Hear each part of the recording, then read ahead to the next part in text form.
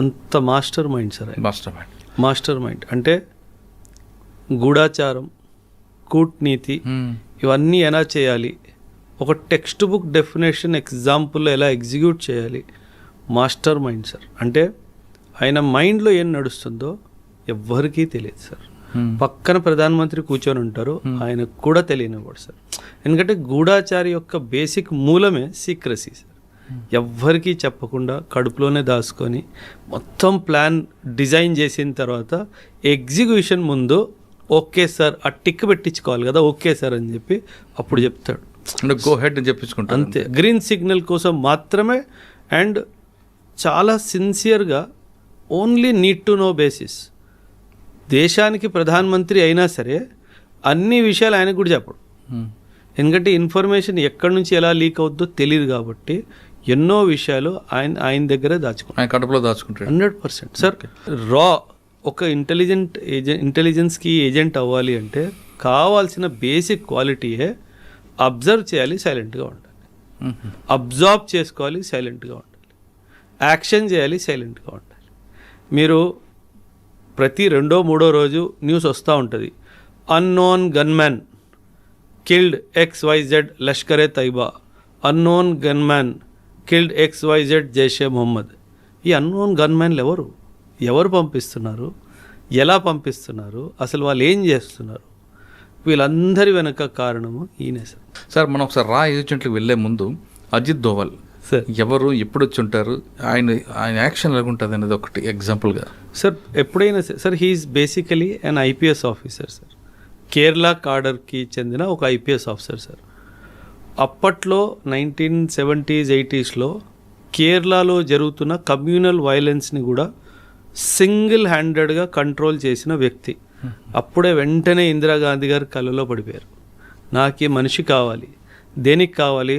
North east insurgency China వాడు చాలా ఇబ్బందులు క్రియేట్ చేస్తున్నాడు, వాళ్ళ యూనిటీని బ్రేక్ చేయాలి. ఆ యొక్క ఉద్దేశంతో ఆయన నార్త్ ఈస్ట్కి పంపించడం జరిగింది సార్. అజిత్ దోవల్ గారే లేకపోతే మన దేశంలో ఈరోజు నార్త్ ఈస్ట్ ఉండేదే కాదు సార్.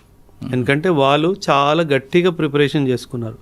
ఏమని, మనం భారత్లో కలవకుండా మనం భిన్నంగా అయిపోయి వేరే ఒక దేశాన్ని సృష్టించాలి అన్న ఉద్దేశంతో ఒకవైపు చైనా లాంటి దేశాల నుంచి ఆయుధాల సపోర్టు, మయన్మార్ లాంటి దేశాల నుంచి ఉగ్రవాదుల సపోర్ట్లు తీసుకొని భారత్ నుంచి విభిన్నంగా అయిపోవాలి అనేది వాళ్ళ ప్లాన్ సార్.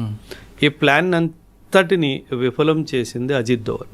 ఈరోజు ఆ 7 సిస్టర్స్ అంటాం కదా సార్ మనము, ఆ 7 సిస్టర్స్ మన దేశంలో ఉన్నారు అంటే ఏకైక credit goes to Ajit Doval గారే సార్. అంటే ఈయన ఎలా అంటే సార్, మీరు గమనించుంటారు సార్, కొందరిలో కన్విన్సింగ్ స్కిల్స్ చాలా బాగుంటాయి. అంటే వాళ్ళు చెప్పింది మనకు వినేయాలనిపిస్తుంది, మనల్ని నమ్మేయాలనిపిస్తుంది. అంటే 2 పక్షాలని కూర్చోబెట్టి ఇద్దరికి అడ్వాంటేజ్గా చూపిస్తూ కానీ దేశాన్నే ప్రయారిటీగా పెట్టి కన్విన్స్ చేసే కెపాసిటీ ఆయనలో ఉంది సార్. అందుకే ఆయన్ని జేమ్స్ బాండ్ ఆఫ్ ఇండియా అని కూడా అంటారు sir. The most wanted man in the world today. World అంటున్నాను సార్, ప్రపంచంలోనే ఈరోజు ఉన్న సార్. ప్రతి ఒక్క దేశంలో సెక్యూరిటీ అడ్వైజర్స్ ఉంటారు కదా సార్. ఎందుకు ఈయన పేరే ముందుకు వస్తుందంటే, ఈయన దిగాడు అంటే అక్కడ మనకి సక్సెస్ తప్పితే ఇంకేమీ రాదు సార్. ఆ సక్సెస్ని అలా డిజైన్ చేసుకొని రంగంలో దిగుతారు సార్. అది రష్యా కానివ్వండి, అది మిడిల్ ఈస్ట్ కానివ్వండి, అది యూరప్ కానివ్వండి, అది ఏ దేశమైనా కానివ్వండి సార్. ఈరోజు బంగ్లాదేశ్ కానివ్వండి, ప్రతి ఒక్క దేశంలో ఏం చేయాలి సార్. ఒకప్పుడు మీరు ఎన్నో దశాబ్దాలుగా న్యూస్ కవర్ చేస్తున్నారు సార్. ఒకప్పుడు యూరోపియన్ యూనియన్కి ఇండియా అంటే చాలా చులకన సార్. మిడిల్ ఈస్ట్ వాడు అసలు మాట్లాడేవాడే కాదు ఇండియాతో. ప్రతి దానికి పాకిస్తాన్ అని చెప్పి ఎగిరేవాడు. ఈరోజు ఏం జరిగింది సార్, ఈరోజు యూరోప్లో మనల్ని పిలుస్తారు యాజ్ VIP ట్రీట్మెంట్ ఇవ్వడానికి. మన ప్రధానమంత్రికి రెడ్ కార్పెట్ వెల్కమ్ దొరుకుతుంది. మీరు రీసెంట్గా చూశారు, నెదర్లాండ్స్ వాళ్ళు ఎప్పుడో ఏన్షియంట్ టైమ్స్లో మన ఇండియా నుంచి తీసుకెళ్ళిపోయిన మన యొక్క హిస్టారిక్ ఏవైతే ఆర్టిఫాక్ట్స్ ఉన్నాయో అవన్నీ మన దేశానికి తిరిగిస్తున్నారు. ఎందుకు సార్ ఇది ఎలా జరుగుతుంది అనుకుంటున్నారు? ఇదంతా కూటనీతి సార్. దీని వెనుక చాలా డిప్లొమసీ ఉంటుంది. ఇలా వాళ్ళని కన్విన్స్ చేసి మన దేశం పట్ల గౌరవం తెప్పించాలి, మన అనుకున్న దారిలోనే వాళ్ళని నడిపించేలా చేసేదే అజిత్ దోవల్. తన పేరు కాదు సార్, ఆయన మనిషి కాదు, అదొక సంస్థ, అదొక ఇన్స్టిట్యూషన్. అది మనం గుర్తుపెట్టుకోవాలి సార్. అంత రియాలిటీగా అంత దీంట్లో అంటే ఆయన ట్రైనింగ్ నుంచి వచ్చిందా, లేదా మీరు చెప్పిన కేరళలో సంఘటనలు ఆ విధంగా ఆయనకి కరడు కట్టిన గూఢచారుగా తయారు చేశారు? సార్ ఎప్పుడైనా సరే సార్ ఒక మనిషికి he has to submit himself sir. అంటే తనేంటంటే తనని తాను నేను ఈ దేశానికి అంకితం చేసేసుకున్నాను అని ఆయన ఫిక్స్ అయిపోయారు సార్. సార్ ఆయన వయసు ఎంత sir? He's touching 80s right. 80లో ఉన్నారు ఆయన. మనకి 40లోనే ఆయాసం వస్తుంది, ఓ 4 గంటలు ఎక్స్ట్రా పని చేస్తే నిద్ర కావాలి అని మన శరీరం అడుగుతుంది. అలాంటిది మీరు ఊహించండి సార్, మీ ఇంట్లో 80 ఏళ్ళ తాత ఏం చేస్తున్నాడు, పడుకుంటారు. 80 ఏళ్ళ అజిత్ దోవల్ ఏం చేస్తున్నాడు, ఆయన ఫీల్డ్లో ఉంటున్నాడు. అది తేడా సార్. అది అంటే ఆయన బాడీ మైండ్ అంతా కూడా దేశం కోసం అన్నది సార్, అది డివైన్ బ్లెస్సింగ్ సార్. నేను ఇలాంటి బ్లెస్సింగ్స్ ఇద్దరిలో చూశాను సార్. ఒకటి డాక్టర్ రంగరాజన్ గారిలో చూశాను సార్, మన ఎకానమిస్ట్ డాక్టర్ సి రంగరాజన్ గారు, ఆయనలో చూశాను. అజిత్ దోవల్ గారిలో కూడా చూశాను సార్. రంగరాజన్ గారు కూడాను ఆయన నడిచే ఓపిక లేదు, నిల్చునే ఓపిక లేదు, కానీ స్టేజ్కి వెళ్ళి ఎకనామిక్స్ మాట్లాడినప్పుడు 40 నిమిషాలు 45 నిమిషాలు కదలకుండా మాట్లాడతారు. అదేవిధంగా అజిత్ దోవల్ గారు కూడా అంత వయసు అయిపోయినా సరే సార్ వరల్డ్ ట్రావెల్స్, మీటింగ్స్ తర్వాత మీటింగ్స్ సార్. అది మనం ఒక చిన్న కంపెనీ నడపడానికే స్ట్రెస్ అయిపోతాం సార్. ఈ లావాదేవీలు చూసుకోవడానికి ఒక 10 మంది పని మనుషులు ఉంటారు, వాళ్ళని హ్యాండిల్ చేసుకోవడానికి మనకు స్ట్రెస్ వచ్చేస్తుంది అంటారు. ఆయన దేశాన్ని హ్యాండిల్ చేస్తున్నాడు కదా సార్. ఆ వయసులో అంత స్ట్రెస్ తీసుకుంటూ అసలు ఉఫ్ అనకుండా పనిచేస్తున్నారు. ఏనాడు అంటే నేను అంటే ఆయన్ని చాలా దగ్గరగా చూశాను సార్. ఇక్కడ అంటే ఆయన్ని దగ్గరగా చూడడం అంటే కొన్ని ఆపరేషన్స్లో జాయింట్గా మాకు బ్రీఫింగ్స్ జరుగుతున్నప్పుడు I was present there sir. అంటే ఆయన ఎంత సైలెంట్ పర్సన్ అంటే సార్, మనకి జనరలీ అలవాటు ఉంటుంది, మనం లొడలొడ వాగేస్తాం సార్. ఆయన అది కాదు సార్. ఆయన ప్రతిదీ గమనిస్తాడు. అంటే మనిషిని గమనిస్తాడు, మనిషి మాటని గమనిస్తాడు, మనిషి మైండ్లో నడుస్తున్న ఉద్దేశాన్ని గమనిస్తాడు. ఇప్పుడు మనకి రాయసీనా డైలాగ్ అని చెప్పి ఒక ప్లాట్ఫామ్ ఉంది సార్. ఆ రాయసీనా డైలాగ్స్లో వీళ్ళు ఏం చేస్తారంటే ప్రతి పెద్ద పెద్ద దేశాలకి చెందిన డిఫెన్స్ హెడ్స్ని, వాళ్ళ నేషనల్ సెక్యూరిటీ అడ్వైజర్ అందరిని పిలుస్తారు సార్. పిలిచి ఏం లేదు మీటింగ్ పెడతాడు సార్.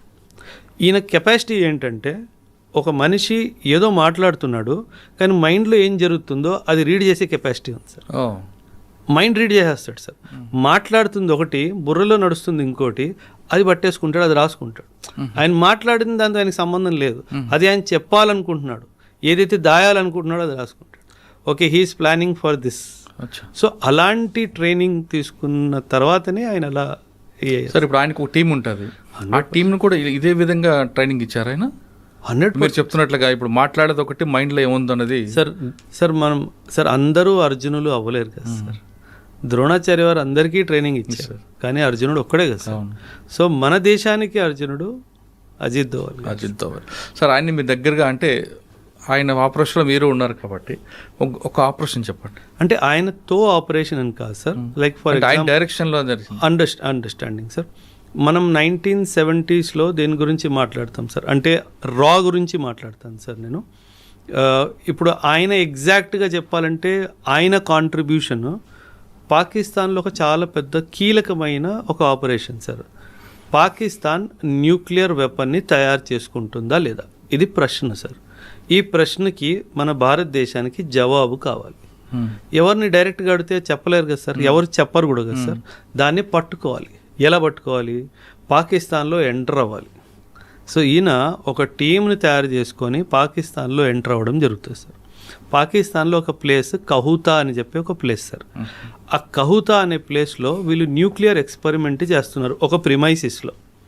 ఇప్పుడు న్యూక్లియర్ ఎక్స్పెరిమెంట్ జరుగుతుందంటే సాధారణంగా లోపల ఎవ్వరికి వెళ్ళడానికి వీలు ఉండదు సార్, అనుమతి ఉండదు. కాకపోతే కనుక్కోవాలి ఏం జరుగుతుందో. అందరు వస్తున్నారు, పెద్ద పెద్ద బళ్ళు వస్తున్నాయి, విఐపి ప్రొటెక్షన్స్ వస్తున్నాయి, లోపల వెళ్తున్నారు, బయటకు వెళ్తున్నారు, కానీ ఏమీ అర్థం కావట్లేదు, అసలు ఏం జరుగుతుందో అనేది క్లారిటీ లేదు. అప్పుడు తెలివిగా ఏం చేశారంటే సార్, కొందరు సైంటిస్టులని ఫాలో అయ్యాడు సార్. కొందరు సైంటిస్టులని ఫాలో అయ్యి వాళ్ళు కటింగ్కి ఎక్కడికి వెళ్తున్నారో కనుక్కున్నాడు సార్. హెయిర్ కటింగ్కి ఎక్కడికి వెళ్తున్నారో కనుక్కున్నాడు. ఆ కటింగ్ షాప్కి వెళ్ళి వాళ్ళ హెయిర్ శాంపుల్స్ని చాలా తెలివిగా తీసుకొని వచ్చాడు సార్. ఎప్పుడైనా సరే సార్ న్యూక్లియర్ ఎక్స్పెరిమెంట్ జరుగుతున్న స్థలంలో మనం ఉంటే గనక మన స్కిన్, మన బాడీ, మన హెయిర్ ఫాలికల్స్ మీద న్యూక్లియర్ ఎనర్జీకి రేడియేషన్కి సంబంధించింది అలా ఉండిపోతుంది. వాటిని ఇండియాకి తిరిగి పంపించి నిజంగా దీంట్లో రేడియేషన్ ఎలిమెంట్ ఉందా అని కనుక్కున్నాం సార్.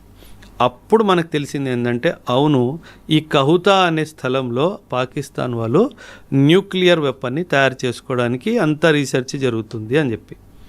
అప్పట్లో మొరార్జీ దేశాయ్ గారు మన ప్రైమ్ మినిస్టర్ అనమాట. అంటే వీళ్ళు అక్కడ నుంచి ఇంకా మొరార్జీ దేశాయ్ గారికి 1-to-1 వీళ్ళకి ఆబ్వియస్లీ డైరెక్ట్ కాల్స్ ఉంటాయి కాబట్టి సార్ ఇలా ఇలా జరుగుతుంది, మీరు గోహెడ్ ఇస్తే ఏదో ఒకటి చేద్దాం అనేసి.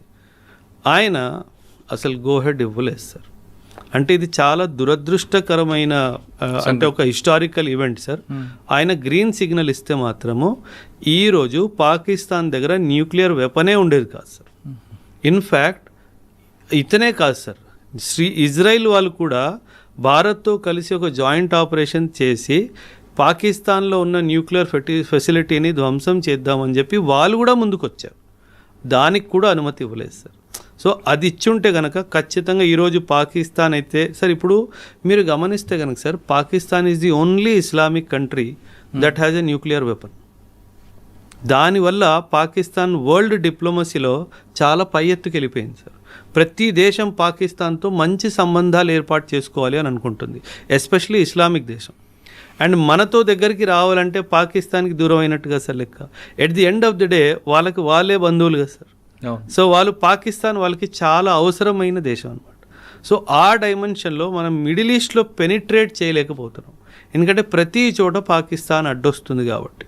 అండ్ మన న్యూక్లియర్ పాలసీ న్యూక్లియర్ అంబ్రెల్లా ఇస్తాను వేరే దేశానికని ఒప్పుకోవచ్చు సార్. అందుకే వాళ్ళకి న్యూక్లియర్ ప్రొటెక్షన్ ఇచ్చే అధికారం మనకు లేదు, ఎందుకంటే మన పాలసీలోనే మనం న్యూక్లియర్ అంబ్రెల్లా ఎవరికి ఎక్స్టెండ్ చెయ్యము అని చెప్పి మనం రాసుకున్నాం కాబట్టి. సార్ ఇప్పుడు దురంధర్ మీరు చెప్పిన 2 మోడల్ కాకుండా ఈ టైంలో కొంతమందిని పంపిస్తారన్నది, అది కేవలం ఆర్మీ ఆఫీసర్లు కావచ్చు, ఐపీఎస్ ఆఫీసర్లు కావచ్చు, వీళ్ళతో పాటు నటోరియస్ క్రిమినల్స్ కూడా సెలెక్ట్ చేసుకుంటారు, పంపిస్తుంటారు అన్నది నిజమేనా? 100% సార్. జనరలీ ఏం చేస్తారంటే సార్, అంటే before I talk anything sir, ఒక ఏమంటారు డిస్క్లైమర్ సార్ మీ ఆడియన్స్కి. పబ్లిక్ డొమైన్లో లేని ఇన్ఫర్మేషన్ గురించి నేను మాట్లాడను సార్. ఏదైతే కాన్ఫిడెన్షియల్ నేచర్ ఉంటుందో అది నేను చెప్పను సార్. సో నేను చెప్పిన దానివల్ల ఏ కాన్ఫిడెన్షియాలిటీ లీక్ అవ్వదు సార్, ఎందుకంటే ఆల్రెడీ అది పబ్లిక్ డొమైన్లో ఉన్న విషయం అంతే మాట్లాడతాను, దాని మించి మాట్లాడను సార్.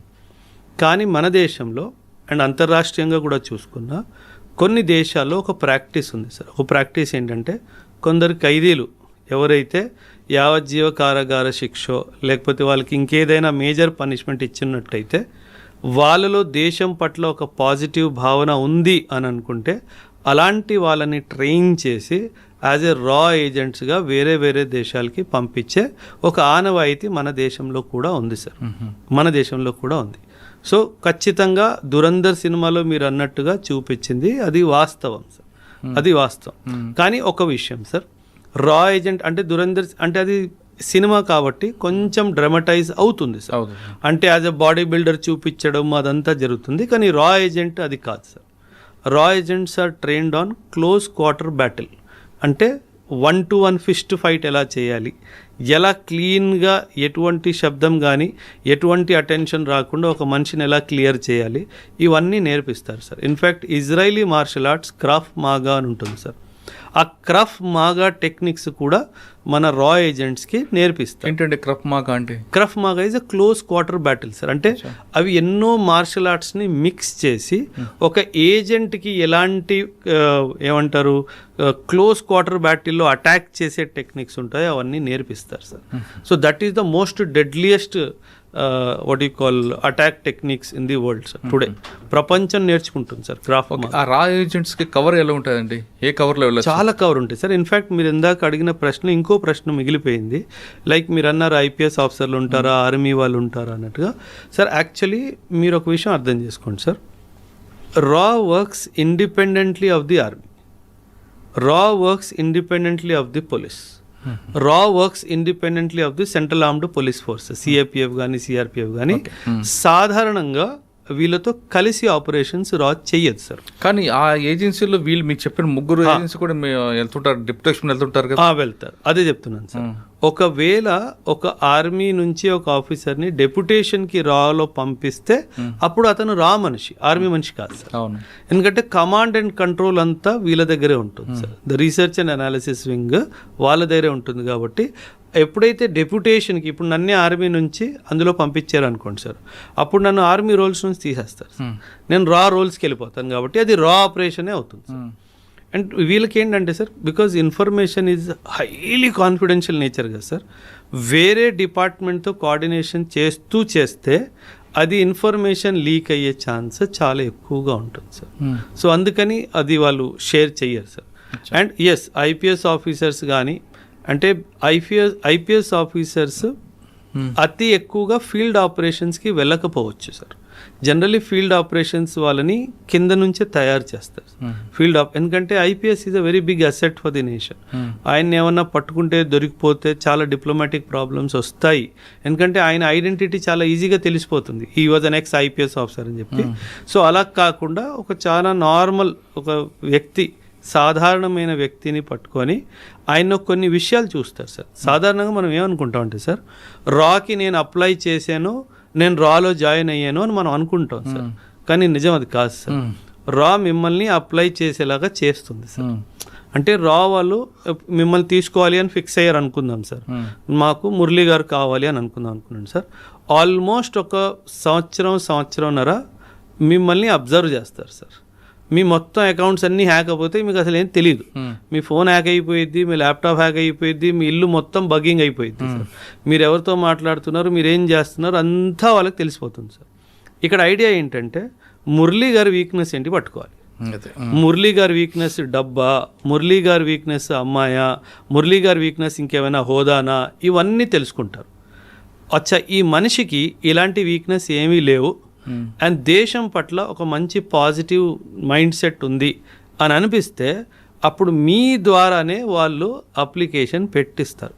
ఎలా అంటే ఏవైతే రాకి సంబంధించిన పోస్టులు అవన్నీ ఉంటాయో అవి మీకు రీడైరెక్ట్ అవ్వడం స్టార్ట్ అవుతాయి డిజిటల్ సోర్స్ నుంచి. మీరేమనుకుంటారు, నేనే అప్లై చేసానేమో అనుకుంటారు, కానీ అది రా వాళ్ళే పంపిస్తారు, మీరు అప్లై చేస్తారు. సో ఆ తర్వాత ట్రైనింగ్ ఆల్మోస్ట్ 1.5 to 2.5 years కూడా జరుగుతుంది సార్. ఎక్కడ ఉంటుందండి? Multiple locations. అది కాన్ఫిడెన్షియల్ సార్, అది మనం చెప్పడానికి వీల్లేదు. అంటే అందులో చాలా ఉంటాయి విషయాలు. అందులో ఫర్ ఎగ్జాంపుల్ మిమ్మల్ని ఆఫ్ఘాన్ సెక్టర్కి తయారు చేస్తున్నారు అనుకుందాం సార్. ఆ Murali sir has been identified, తెల్లగా ఉంటాడు, బాగానే ఉంటాడు, గడ్డం మీసం వచ్చేస్తే ఆఫ్ఘానీ వాళ్ళ అనిపిస్తే మురళీ సార్ని ఆఫ్ఘనిస్తాన్ అని డిసైడ్ చేశారనుకోండి.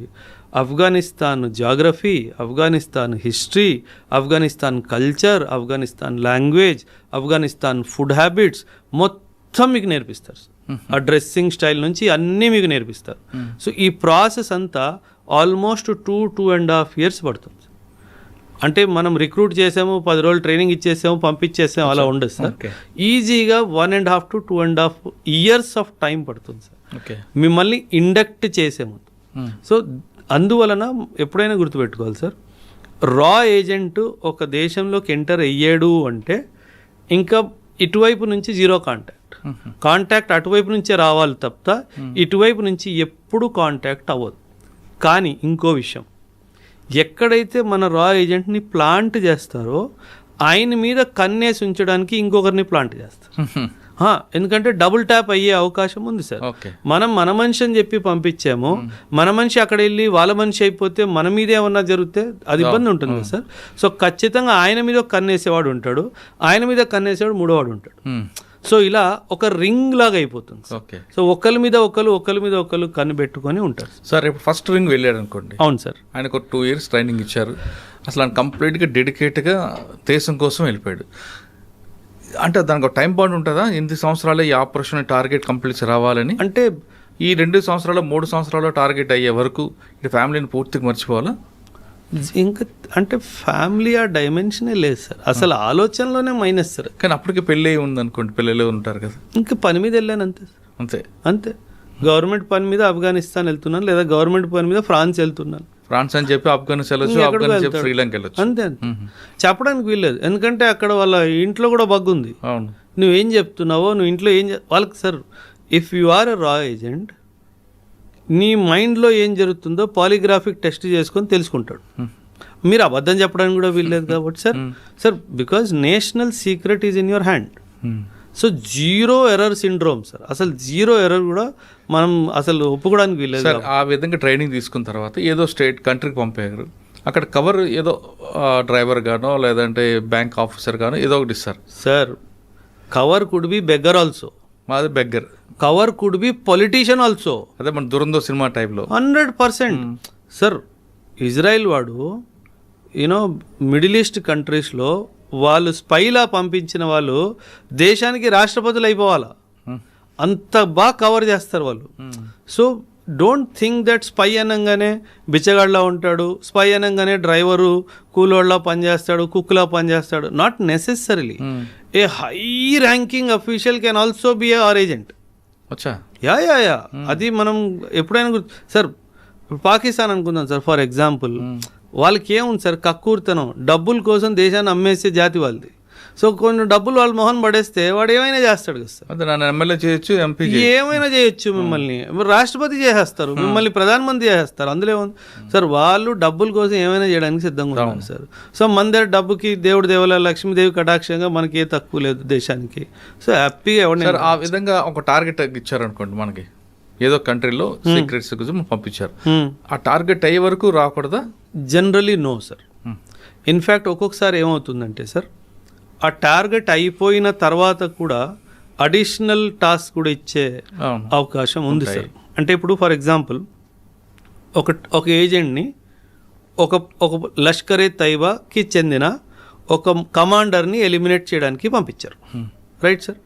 వీడు చాలా ఎక్సలెంట్గా ఒక 6 నెలలు 8 నెలలు టైం తీసుకొని వాడు మూమెంట్ అంతా ట్రాక్ చేసి అసలు జీరో ఎర్రర్ తోటి వాడిని ఎలిమినేట్ చేయడం జరిగింది సార్. ఈ గన్మెన్ ఎపిసోడ్స్ నా బుర్రలో ఎన్ని ఎంటుకలు ఉన్నాయో దానికంటే ఎక్కువ ఉన్నాయి సార్. సో ఇప్పటికొచ్చి వాస్తవం సార్, ఒక్క ప్లాన్, ఒక్క ఆపరేషన్ ఫెయిల్ అవ్వలేదు సార్. ఏనాడైనా గన్మెన్ దొరికిపోయాడా అని విన్నారా సార్? లేదు, ఉండదు. సమస్య లేదు సార్. అది ఏ కంట్రీలో ఉండదు, అది ఫుల్ ప్రూఫ్ సార్ అది. ఎందుకంటే వీళ్ళు చాలా ఎందుకంటే మీరు అన్నట్టు మీరు టైం స్లాగ్ వాళ్ళకి టైం ఉండదు సార్, వాళ్ళకి టార్గెట్. నీకు టార్గెట్ ఇచ్చాను, ఈ పాకిస్తానీ బ్రిగేడియర్ వీడు 1999 వార్లో మన దేశానికి అన్యాయంగా ఇచ్చేసాడు, ఇంతమంది సైనికుల్ని చంపించింది వీడిని ఎలిమినేట్ చేయాలి, నీ టార్గెట్ టైం తీసుకో. సో మనము ఎంత క్లాసికల్గా ఎగ్జిక్యూట్ చేసామంటే, ఒక బ్రిగేడియర్ రీసెంట్గా పాకిస్తానీ బ్రిగేడియర్ వాడు రిటైర్మెంట్ అయ్యి రోజు రిటైర్మెంట్ తీసుకొని ఇంటికి వెళ్తుంటే దారిలో చంపాం సార్. అంటే వాడిని చంపాలి, అది ఫిక్స్. వాడి ఇంటికి వెళ్తే ఆ రోజు సాయంత్రం వాడు retirement end as a brigadier. వాడి ఇంటికి వెళ్ళే ముందు వాడిని చంపాం సార్, వాడి ఇంటి గుమ్మం ముందు చంపేవాడు. అది రా సార్. ఓకే, ఆ టార్గెట్ అయిపోయిందండి, మీరు చెప్పిన టాస్క్ క్లోజ్. నెక్స్ట్ అడిషనల్గా యాడ్ అవుతుందా, లేదు వాళ్ళు తిరిగి బ్యాక్ టు హోమ్కి వచ్చి? జనరల్లీ ఏమవుతుందంటే సార్, ఇది అక్కడికి వెళ్ళి కిలో బియ్యం తీసుకురా కాదు కదా sir. It's a very highly stressful task sir. సాధారణంగా పిలిపించేస్తారు సో దట్ ఒక 2 months 3 months ఫ్యామిలీతో టైము కొంచెం కూల్ డౌన్ అయ్యి. ఎందుకంటే సార్ బీయింగ్ ఎ రా agent is not being a chef in a hotel. It is not that work sir. అనుక్షణము నేను ఎవరినో తెలిసిపోతుందా, నేను దొరికిపోతానా, నన్ను చంపేస్తారా, అనుక్షణం మీ మైండ్లో ఆ స్ట్రెస్ ఉంటే మీరు ఎలా ఉంటారు సార్? మనం ఓన్లీ మనం చేస్తున్న పిచ్చి పని కూడా స్ట్రెస్ తీసేసుకుంటాం. జస్ట్ ఇమాజిన్, మీరు స్టూడియోకి వస్తున్నారు, స్టూడియోలో ఎవరోడో నా కోసం కాసుకొని కూర్చొని ఉంటాడు, వాడు నన్ను ఈరోజు వేసేస్తాడు అనిపిస్తే మీరు ఎంత ఫ్రీ మైండ్తో ఉండగలరా సార్? ఉండలేవు. Imagine somebody 8 months 10 months 12 months 14 months 2 years ఆ స్ట్రెస్ని తట్టుకోకుండా ఎవ్వరికీ దొరకకుండా అక్కడ కూర్చొని ఆపరేషన్ ఎగ్జిక్యూట్ చేస్తే జనరలీ మనం తిరిగి పిలిపించేస్తాం సార్. ఒకటి అప్రిసియేషన్ కోసం పిలుస్తాం, రెండోది రెస్ట్ అండ్ రికూప్ అంటారు సార్. ఆ రెస్ట్ అండ్ రికూప్ కోసం కూడా సాధారణంగా పిలిచేస్తాం. కాకపోతే మోటివేషన్ లెవెల్ ఈ ఏజెంట్స్ ఎలా ఉంటుందంటే, సార్ వాడితో పాటు వాడిని కూడా చూశాను, నాకు కొంచెం టైం ఇస్తే వాడిని కూడా వేస్తా, అక్కడ నుంచి వస్తుంది సార్. సార్ అది అల్టిమేట్ కిక్ కదా సార్. మన దేశానికి హాని చేసిన వాడిని చంపడంలో వచ్చే కిక్ ఇంకేం కిక్ ఉంది సార్? అవసరం లేదు. ఇంకా వాడంతా పోతుంది. వాడిని నేను ఈరోజు వేసేసాను అన్న అనుభవము వాడిలో ఉన్న అలసట అంతా ఒక 5 seconds వ్యానిష్ అయిపోయింది. So that is how the entire scheme of రా ఏజెంట్స్ వర్క్ సార్. అక్కడికి వెళ్ళాక మీరు చెప్పినట్లుగా అసలు అందరూ దిగితే ఇంకా మజా వేరుంటుంది సార్. అంటే ఇంకా వాళ్ళు అహర్నిశలు దేశానికి వాళ్ళని వాళ్ళు సమర్పితం చేసేసుకున్నారు. అంటే సార్ చూడండి, అంటే దాంట్లో రిటైర్మెంట్ అని ఉండదు. అదే చెప్తున్నాను సార్. చూడండి సార్, సూపర్. ఒక సైనికుడు దేశాన్ని సేవ చేస్తూ ప్రాణాలు కోల్పోతే ఒక మారటైర్ అని చెప్పి న్యూస్ పేపర్లో పెద్ద పెద్ద పొలిటీషియన్స్, పెద్ద పెద్ద సమాజానికి చెందిన వాళ్ళు వెళ్ళి వాళ్ళ రెస్పెక్ట్స్ వాళ్ళు ఇస్తారు. కానీ ఒక సైలెంట్గా ఒక ఏజెంట్కి ఏమైనా అయితే అసలు మావాడు కాదనేస్తారు కదా సార్. అంటే మన దేశము మనల్నే కాదు అని అనేస్తుంది, అయినా సరే మనం మన దేశం కోసం పోరాడాలి. ఆ ఆలోచన రావాలి అంటే మీరంతా కమిటెడ్గా ఉండాలి సార్. అసలు అది దాన్ని మించింది లేదండి, అసలు లేదు కదా సార్. అంటే మన అందరికీ ఒక రికగ్నిషన్ మనకు పురుగు ఉంటుంది. ఒరే నేను చేశానని చెప్పరా, నేను చేశాను రా, వాడికి అసలు ఆ ఫీలింగే లేదు కదా సార్. అయితే చేశాను లేదా అంతే సార్, అయితే చేశాను లేకపోతే పోతాను అంతే. మూడో ఆప్షన్ లేదు కదా సార్ అక్కడ. అంటే అక్కడ నేను దొరికిపోతే వీళ్ళు ఫోన్ చేస్తే నన్ను పంపించేస్తారు, లేదు కదా సార్. అది గుర్తుపెట్టుకోవాలి సార్. గ్రేట్ అండి. అసలు మనం మాటల్లో చెప్పలేము సార్. రా ఏజెంట్స్ చేసే ఈ దేశానికి రా ఏజెంట్స్ చేస్తున్న త్యాగం కానీ సర్వీస్ కానీ దానికి సాని లేదు సార్. ఇంక దానికి కంపారిజనే లేదు సార్, అసలు చేయడానికి వీల్లేదు. కానీ మన దగ్గర రా ఏజెంట్ ఉన్నారు, వేరే కంట్రీలో ఇంకొక ఏజెంట్ ఉంటారు, వాళ్ళు కూడా మన దగ్గర తీసి పంపిస్తుంటారు భారతదేశానికి. ఐఎస్ఐ అని పెడుతుంటారు, కానీ వాళ్ళ యాక్టివిటీ వేరే కనిపిస్తుంటాయి కదండి. అంటే వేరే అంటే ఇప్పుడు మన దగ్గర ఉంది, మనం ఒక టాస్క్ ఇచ్చాం, మన కంట్రీకి లాస్ చేస్తున్నాం, ఆ టాస్క్ మీదే ఉంటుంది తప్ప అక్కడ అరాచకాలు చేయాలనో లేదా ఇంకోటి మనం చూపించాం. కానీ పాకిస్తాన్ నుంచి వచ్చిన వాళ్ళు ఇక్కడ వాళ్ళ టాస్క్ బ్లాస్టులు చేయడం ఇటువంటి చేస్తుంటారు కదా. వాళ్ళు స్పై ఏజెంట్స్ కాదు, ఆ టెర్రరిస్టులు సార్. వాళ్ళకి అసలు ఏం జీరో. ఆ టెర్రరిస్టులను చూసుకునే బాధ్యత మన ఆర్మీ వాళ్ళు చూసుకుంటారు. అది వాళ్ళు రోజు చేసే పని కాబట్టి వాళ్ళతో పెద్ద ఇదేం లేదు సార్. ఓకే, మళ్ళీ మనం వెనక్కి వద్దాం. అజిత్ దోవల్ ఆయన టీం ఎంతమంది ఉండొచ్చండి? అంచనా లేదండి మనం అసలు నంబర్స్లో. సార్ దురంధర్ సినిమాలో చూపించిన క్యారెక్టర్ దోవల్ కొన్ని వందల్లో ఉంటారు సార్, కొన్ని వందల్లో ఉంటారు సార్. ఆయన కింద పనిచేసే వాళ్ళు. ఆ క్యారెక్టర్ మెయిన్ క్యారెక్టర్ ఏందేనా అనుకోవచ్చా? Definitely sir. వై నాట్ అంటే సింపుల్ సార్. కథానాయకుడు ఈయనే సార్. సినిమాలో చూపించినట్టుగా కథానాయకుడు ఈయనే సార్. కథానాయకుడికి ఎప్పుడు ఏ బటన్ నొక్కాలో తెలుసు సార్. అక్కడ గ్రౌండ్ ఏజెంట్ కూడా తెలియదు. మీరు చూసుంటే దురంధర్ సినిమా ఎక్కడ బటన్ నొక్కాలో ఆయన తెలుసు. ఆ పొలిటీషియన్ మనోడే అన్న విషయం వీడికి ఏనాడైనా తెలిసిందా? తెలియదు కదా సార్. ఆ కథానాయకుడికి ఏ బటన్ ఎప్పుడు నొక్కాలో వాడికి తెలుసు సార్. ఇదే కాదు సార్, మీరు టైగర్ జిందా హే సినిమా ఒకవేళ చూసుంటే కనుక సల్మాన్ ఖాన్ సినిమా, యా టైగర్ జిందా హే, టైగర్ అభి బాకీ హే, ఏదో పేరు మీద సినిమా ఉంది సార్. అక్కడ పరేష్ రావల్ ఉంటాడు సార్, మిడిల్ ఈస్ట్లో. వీళ్ళకి ఆ విషయం తెలియదు, మనోడే అని చెప్పేసి. ఆ లాస్ట్ మూమెంట్లో అక్కడ ఉన్న సైనికులు వీళ్ళని చంపైపోతే మధ్యలో చాపుతాడు. అప్పుడు వీళ్ళకి అర్థమైపోతుంది. అప్పుడు వీడు అంటాడు, ఒరే నువ్వు పుట్టక ముందు ఈ భూమిలో నేను వచ్చా, సో నువ్వు బచ్చాగాడిలా ఉండు అని చెప్తాడు వాడు. సో ఎవరు మనల్ని ఎలా ఎందుకంటే స్టార్టింగ్లో పరేషాలో ఒక స్టేట్మెంట్ ఇస్తాడు, నా ఒక కన్ను నీ మీదే ఉంది అంటాడు. అప్పుడు కూడా మనం ఎవరికి స్విచ్ అలగదు, అరే వీడు కూడా మన రాయజెంటేరా అని చెప్పేసి. మనకేమనిపిస్తుంది, వాడు ఏదో బిజినెస్ పరంగానే ఏదో డైలాగ్ కొట్టాడు అనిపిస్తుంది. కానీ వాస్తవానికి ఏంటి, వాడు చెప్తాడు, ఒరే నాకు కన్ను ఒకటి నీ మీద ఉంది, నాకు నీ మీద భరోసా లేదురా అంటాడు. ఆ భరోసా లేదంటే ఏంటి, నువ్వు ఎప్పుడొకప్పుడు దొరికిపోతావు, నేనే రావాలరా నేను సేవ్ చేయడానికి అన్నట్టుగా. సో ఆ డైమెన్షన్లో సార్. సో ఖచ్చితంగా కవరప్స్ ఉంటారు సార్, ఖచ్చితంగా కవరప్స్ ఉంటారు. కానీ మీరు అన్నట్లుగా వాళ్ళు దేశం కోసం అంకితం అవుతున్నారు కాబట్టి కుటుంబం అవన్నీ ఆలోచించారు సార్. వాళ్ళకి శాలరీస్ ఎలాగ ఉంటాయండి? వాళ్ళు శాలరీస్ కోసం పని చేయరు సార్. స్పెషల్ అలవెన్సెస్ ఉంటాయి సార్. రా వాళ్ళకి స్పెషల్ అలవెన్సెస్ ఉంటాయి. వాళ్ళకి సంవత్సరానికి ఒక నెల శాలరీ బోనస్గా ఇస్తారు. ఇంక దీనికంటే వివరాలు వద్దులేదు. రా ఎగ్జిక్యూటివ్ అయిపోయింది, అజిత్ దోవల్ గారు చేయింది. మీరు చేసిన ఆపరేషన్లో మంచి ఆపరేషన్ చెప్పండి సార్. 2008 ముంబై బాంబ్ బ్లాస్ట్ జరిగింది సార్. 2008లో ముంబై బాంబ్ బ్లాస్ట్ జరిగింది. ఆ ముంబై బాంబ్ బ్లాస్ట్లో మన దేశం ఒక రిప్లై ఇవ్వాలి కదా సార్. అవును, అటాక్ చేయాలో ఏదో ఒకటి చేయాలి. అప్పుడు మాకు ఆర్డర్స్ ఏమొచ్చాయంటే sir, you deploy in the borders అన్నట్టుగా కొన్ని సర్వలెన్స్ ఎక్విప్మెంట్స్ని పెట్టండి అన్నట్టుగా కొన్ని ఆదేశాలు మాకు వచ్చాయి సార్. అంటే 2008 వరకు నేను నార్మల్ యూనిట్లో ఉన్నాను, పీ స్టేషన్లో ఉన్నాను. అకస్మాత్తుగా బార్డర్కి వెళ్ళాలి, అకస్మాత్తుగా యుద్ధం అయ్యే అవకాశం ఉంది. చూడండి ఎలా పల్స్ మారిపోతుంది, మైండ్లో పల్స్ ఎలా మారిపోతుంది సార్. ఇన్స్టెంట్గా ఓవర్ నైటే ట్రావెల్, డే టైంలో ట్రావెల్ చేయడం తెలియలేదు. డే టైంలో ట్రావెల్ చేస్తే ఎనిమీ సర్వేలెన్స్ సిస్టమ్ ద్వారా తెలిసిపోతుంది. ఓవర్ నైట్కి వెళ్ళి దొంగచాటున బార్డర్ దగ్గర ఒక సర్వేలెన్స్ ఎక్విప్మెంట్ పెట్టాలి అంటే ఆషామాషి కాదు. అంటే దట్ వాజ్, అండ్ ఆ సర్వేలెన్స్ ఎక్విప్మెంట్ ద్వారా మనం ఎనిమీ డీప్ టెరిటరీలో చూడాలి అంటే ఒక హైట్ మీద పోవాలి సార్. దాన్ని మాస్ట్ అంటారు, MAST, మొబైల్ మాస్ట్ ఉంటుంది. 30 మీటర్స్ హైట్ మీద మొబైల్ మాస్ట్ మీద సర్వేలెన్స్ ఎక్విప్మెంట్ పెట్టి ఎనిమీ లోపలికి డీప్గా 12 కిలోమీటర్ల లోపలికి చూడాలి అని మాకు ఆదేశం. ఇమాజిన్, నువ్వు 30 మీటర్స్ హైట్లో కూర్చొని ఉన్నావు, చిన్న తప్పు నీ లొకేషన్ వాడికి దొరికితే ఇంకేది మిగలదు. వాడికి తెలుసు 2008-26 ముంబై బ్లాస్ట్ జరిగింది, అటాక్స్ జరిగాయి, భారత్ ఏదో ఒకటి చేస్తుందని చెప్పి వాడు కూడా కాపు కాసుకొని కూర్చుంటాడు కదా సార్.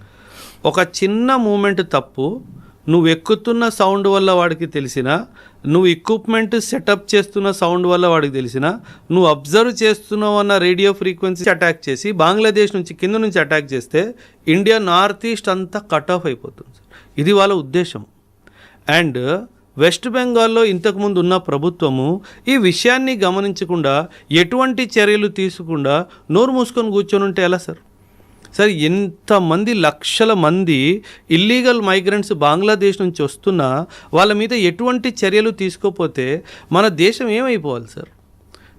మీకు గుర్తుంటే కనుక 2019లో 5 NRC జరిగింది అస్సాంలో సార్. అస్సాంలో ఎన్ఆర్సీ జరిగినప్పుడు అసలు 19 లక్షల మంది ఇల్లీగల్గా మన దేశంలో ఉన్నారు అన్న విషయం మనం గుర్తించినప్పుడు వాళ్ళని తిరిగి పంపించడం స్టార్ట్ చేయాలి కదా సార్.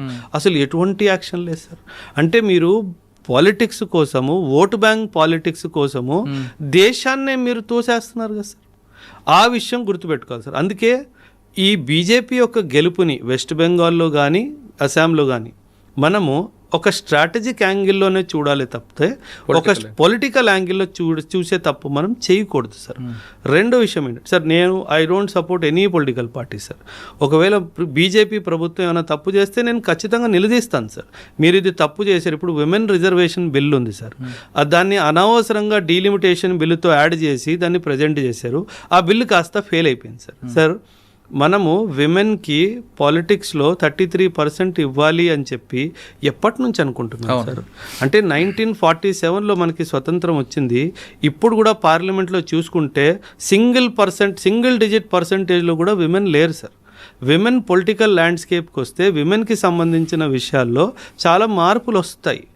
అలాంటి విషయాల మీద ఎందుకు ఈ ప్రభుత్వం చెయ్యట్లేదు అన్న కోపం నాకు బీజేపీ మీద ఖచ్చితంగా ఉంది సార్. ఆ బిల్లు ఖచ్చితంగా పాస్ అవ్వాల్సిన బిల్లు సార్. దాన్ని ఎందుకు అనవసరంగా దాంతో క్లబ్ చేసి పాడు చేశారన్నది. సో అందుకే నేను చెప్తున్నాను సార్, ఏ ప్రభుత్వాన్ని నేను సపోర్ట్ చేయను సార్. ఎవరు బాగా పని చేస్తారో వాళ్ళని సపోర్ట్ చేస్తాం సార్, సింపుల్గా సార్. అది మొత్తం మీద తీసుకుంటే మీరు చెప్తున్నట్లుగా బీజేపీ బెంగాల్లో గెలుపు అనేది నేషనల్ ఇంట్రెస్టింగ్, ఇది 100% కాదు, 100%, 1000%. బెంగాల్, అస్సాం బీజేపీ ఉంది కాబట్టి వీళ్ళిద్దరూ కలిసి, ఈ స్టేట్స్ రెండు కలిసి బలం సెంటర్ నుంచి వస్తే ఇల్లీగల్ మైగ్రెంట్ సార్ మన భూమి మీద బెంగాలీ వాడు ఎందుకు ఉండాలి సార్? ఒక మాట సార్, ఎందుకు ఉండాలి? బెంగాల్ వాడు బెంగాల్లో ఉండాలి, ఈస్ట్ బెంగాల్ వాడు. మన ఇండియాలో బెంగాలీస్ ఉన్న వాళ్ళు వెస్ట్ బెంగాల్లో ఉంటారు. ఆ ఈస్ట్ బెంగాల్ వాడు మన దేశానికి అసలు ఎందుకు రానివ్వాలి సార్? మనకు ఆల్రెడీ భూమి లేదు, మనకు ఆల్రెడీ సదుపాయాలు లేవు. అస్సాంలో 1971లో ఉల్ఫా పుట్టింది ఈ కారణంగా కదా సార్. అవును. ఎందుకంటే మీరు ఆ బంగ్లాదేశీ వాళ్ళని ఏమంటారు ఐడెంటిఫై చేసి డిపోర్ట్ చేయట్లేదు అన్న దాంతోనే కదా సార్ ఉగ్రవాదం స్టార్ట్ అయింది అస్సాంలో 1979లో. అవును. మీకు యూనో ఏమంటారు అరవింద్ రాజ్కోవా అండ్ వాళ్ళ టైంలో అవును, దానికి యాంటీగా కదా అస్సాం గణపరిషద రావడం, తర్వాత వేరే మారింది. Exactly sir. అంటే 1979లో ఇదంతా జరిగింది కదా సార్. కొత్తగా తీసుకుంటే వెస్ట్ బెంగాల్లో గెలుపనేది రాజకీయ కోణంలో కాదు, నేషనల్ ఇంట్రెస్ట్గా చూడాలంటున్నారు ఓబ్రాయ్ గారు. అంతేకాకుండా అజిత్ దోవల్, ఆయన మన కంట్రీకే కాదు వరల్డ్కి అంతను మించిన డెడికేటెడ్ దేశం మీద ఉన్న వ్యక్తి ఎవరు లేరంటూ అజిత్ దోవల్ గురించి చెప్తున్నారు.